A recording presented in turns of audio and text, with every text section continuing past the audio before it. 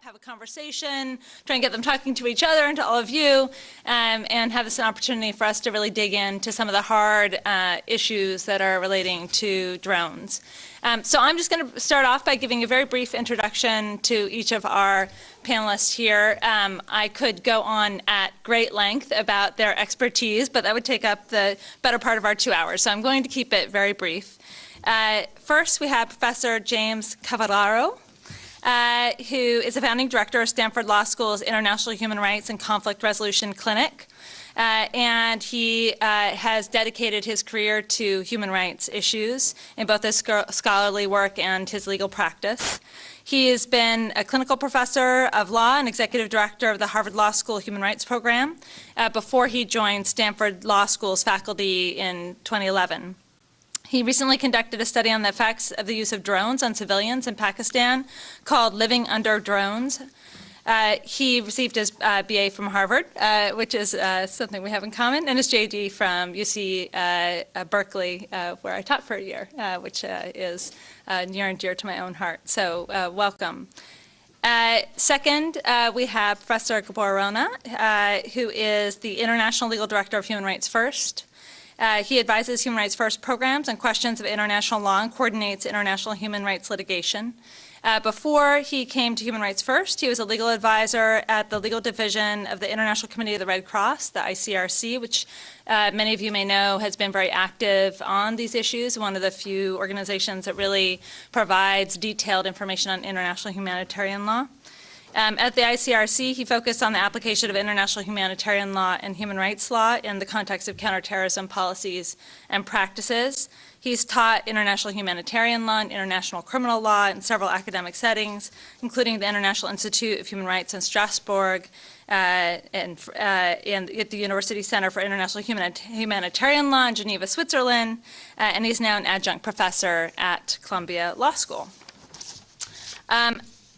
Speaking third is Professor Matt Waxman, who's an expert in national security law and international law, specializing in domestic and international legal aspects of combating terrorism and the use of military force. He holds a JD from this institution, and he clerked for Associate Supreme Court Justice David Souter and Judge Joel Flom of the U.S. Court of Appeals for the Seventh Circuit.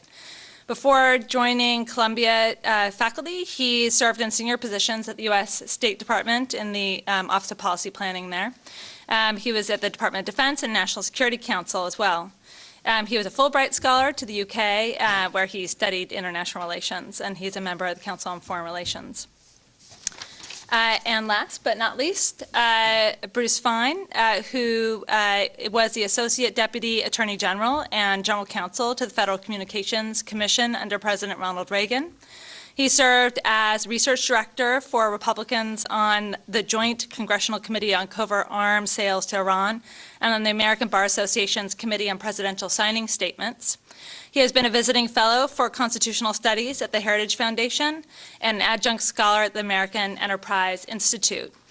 He is regularly called to testify for House and Senate Judiciary and Foreign Relations Committees, and he's a founding member of Bruce Fein and Associates, a law corporation, and is the principal of public advocacy of the public advocacy organization Litchfield Group, and he's currently serving as senior policy advisor to the Ron Paul 2012 presidential campaign. It's over. Is that still happening? I was going to say this is on my information. I'm thinking I'm not so sure that's still happening. Was serving as the advisor to the campaign, which must have been an interesting experience, and maybe will come up today.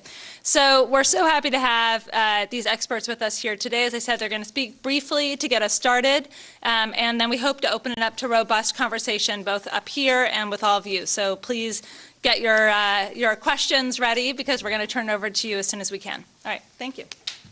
Okay, so thank you for the introduction, and I'd like to thank the organizers. I'm going into some detail about how thankful I am for your organization and your helping to arrange to get me out here, et cetera, but I only have 7 or 8 minutes, so I'm going to cut straight to the chase. The topic that we're charged with addressing is thinking about drone warfare. And I'd like to start by suggesting that the debates that we've seen in, I would say, mainstream media and elsewhere in the legal academy have largely been misguided and have largely failed to question and to examine the difficult issues that we should be examining. So that's where I hope to take us, in part because most debates are won and lost in the framing. And I think we've been losing the debate about drones because we've lost the debate about framing. Let me provide some context first. I started working on drones with the clinic at Stanford at the end of 2011. And in very summary form, at that time, the dominant narrative in the United States was that drones were remarkably precise, that they only killed terrorists, that they had they produced no collateral damage and no civilians or almost no civilians. And we were receiving information from contacts and civil society groups in Pakistan that questioned that narrative. And we decided to undertake a project, which we began, and then we brought in colleagues at NYU, and together we traveled several times to Pakistan and interviewed 130 people in Pakistan, including 70 people from North Waziristan, the area most directly affected by drone strikes. And what we were able to document by going to the source, and this was, I think, really sort of, at the time, this hadn't been done by Western research institutions or rights groups, by going and talking to a significant number of people directly affected, we were able to demonstrate that the dominant narrative was false along many dimensions. So I'll just flag the main ones. One, the civilian casualties were significant. Many civilians were dying in drone strikes. Second, those who were being killed, the overwhelming majority were not, still are not, high-value terrorist suspects. The data we have, and this has been confirmed again, was that something on the order of 2% or less of those killed in drone strikes were high-value terrorist suspects. The others are either low-level militants or civilians. Third, that signature strikes were being widely used, although that program is still shrouded in secrecy, with terrible numbers of killed. And something else that we highlighted was that there is a significant cost to communities, and then also politically as well, from the constant presence of drones. And one of the things that really struck us is people told us about what it's like to live with drones hovering overhead 24 hours a day, never knowing when they're going to strike, who they're going to strike, and how that affects daily life, and how that also promotes excuse me, the development of particular political views that might be dangerous to the interests of the United States. So we released a report in the fall of 2012, and we faced a significant degree of pushback about our conclusions, more than I would say about almost any other report I've worked on, and I've been doing human rights reporting for 20 plus years. We still face some pushback, but that said, over the last 6 months, 7 months, pretty much every one of those conclusions that we reached has been ratified by a number of sources, and sources that I think stand up to scrutiny. Most recently, Lindsey Graham, the Marxist subversive senator from, Senator Lindsey Graham, who I think we can trust on this, indicated the number of killed due to drone strikes was on the order of 4,700, which comports with the Bureau of Investigative Journalism, which is a data source that we said in our report, and Columbia has also said in a report is the most reliable source for a number of reasons, which I could get into on Q&A. There's also been ratification of the idea that high-value terrorist suspects are a very, very small minority. Jonathan Landay's piece, the McClatchy Reporter, looks at a universe from 2010 to 2011, 482 killed, only 6 high-value target terrorists, which means that something on the order of 98 to 99% are either low-value, low-level militants or civilians. The importance of signature strikes has been confirmed in other sources, and also the fact that not all of these strikes can be justified or explained as responses to imminent threats. Mark Mazzetti's book, The Way of the Knife, and also the reporting on it in the Times and elsewhere, makes clear that the first major strike, the first strike against Nek Mohammed, was a side payment or an arrangement where the United States killed someone the Pakistanis wanted killed in exchange for the authorization to then continue to kill others. There's been confirmation. There's been confirmation on a number of the policy arguments as well. Voices are increasingly recognizing the blowback and the negative consequences of drone policy for U.S. interests, whatever it means to people on the ground in Pakistan. And I can go into that in Q&A also. What I wanted to address, and by my tally, I've got about 4 more minutes to try and stay in 7. Maybe I'll go up to 5 or 6, but I'll stay under 10. The debate is clearly better than it was at the end of 2011, early 2012, but I think we're still missing the main points. And to give you a sense of how and why we're missing the main points, in very summary form, I'll just run through where the debate has been. For years, the CIA, the Pentagon, White House denied the existence of the program. And so we, civil society, media, et cetera, responded by trying to establish, yes, there is a program and there are drones and they're provoking these consequences. Then for years, the CIA released unbelievably low numbers, unbelievable in that they should not be believed, low numbers. And therefore, we responded by pushing back and saying, no, the numbers are here. Then the Times revealed by interviewing 36 high-level officials that there was a kill list, and the kill list operated in a particular way, and there are Terror Tuesdays, and here are the means by which individuals are targeted, and so we debated the kill list.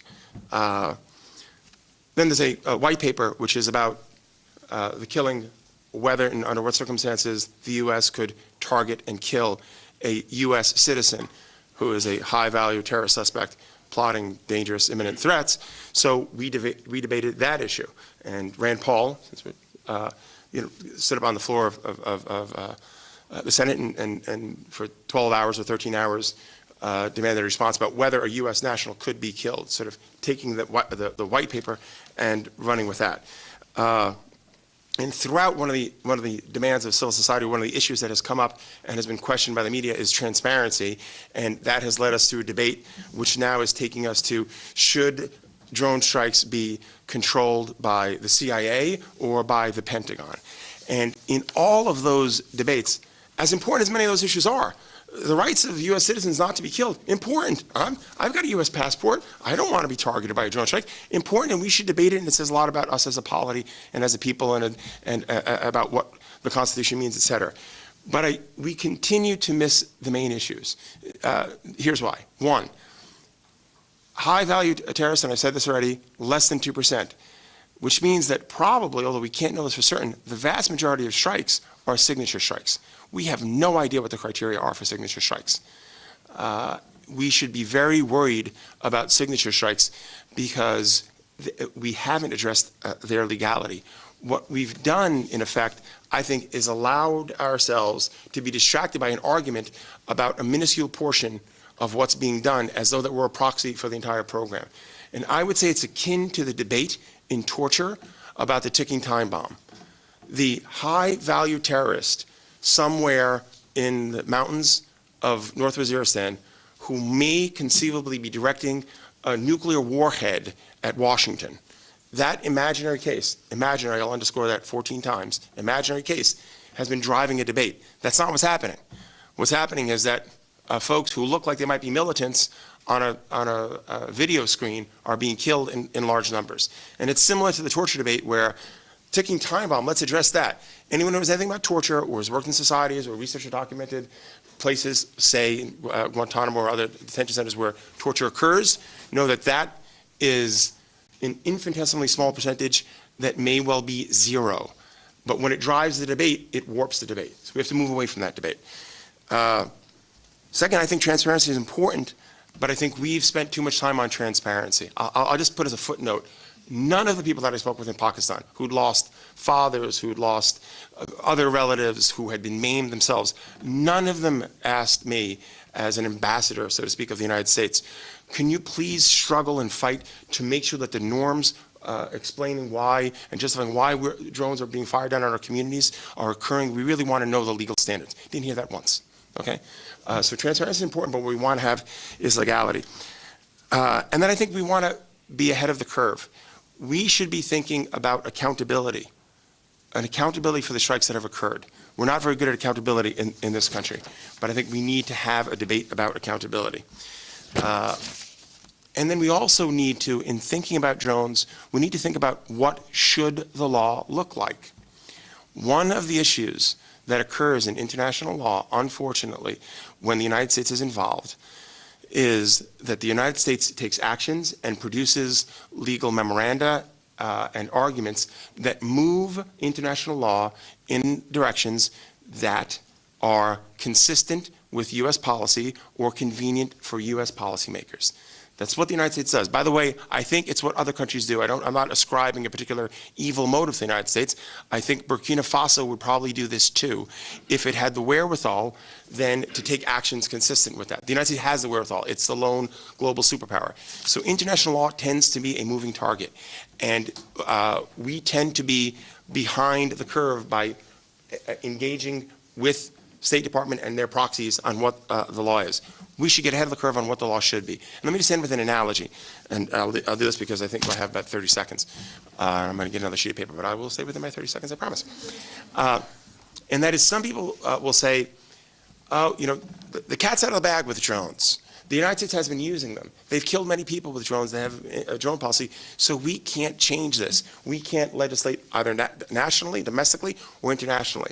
And I would say that that's simply not the case. And the example I would use would be chemical and biological weapons, which were used massively in World War I, which killed tens of thousands of people in horrific ways, and which afterwards were legislated against in 1925 and then beyond with subsequent treaties in a way that I would say has been reasonably successful, and we see in real time how the possible use of chemical and biological weapons may be the downfall in Syria. So it's not too late for us to think about what should be the norms on weaponized drones, and it's not too late for us to move away from the restrictive debate about law to the law about ethics and justice and righteousness and who we are as a people and what sort of world we want to live in. Thank you.